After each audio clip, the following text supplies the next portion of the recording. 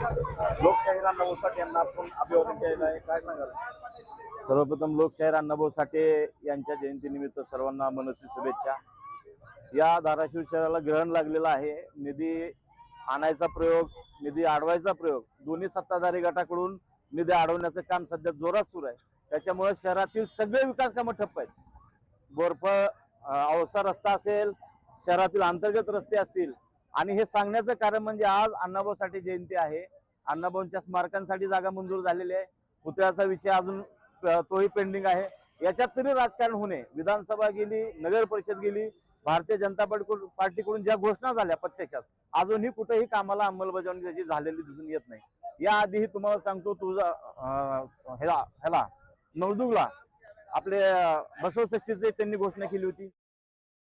ज्या संयुक्त महाराष्ट्र चळवळीमध्ये अण्णाभाऊ साठेंनी हिरिरीने सहभाग नोंदवला, समाजासाठी, वंचित शोषितांसाठी जो लढा उभा केला, त्या समाजाला जागृत करण्याचं अण्णाभाऊंनी जे काम केलं, त्यांची तरी शपथ खाऊन त्यांनी आजपासून या स्मारकाच्या कामाला सुरुवात करावी असं आम्हाला वाटतं। आणि या स्मारकाच्या संदर्भात ज्यावेळेस लोकवर्गणी आणि लोकवाटाचा विषय, सगळ्यात मोठी वर्गणी काँग्रेस पक्षाची असे मी या निमित्ताने जाहीर करतो।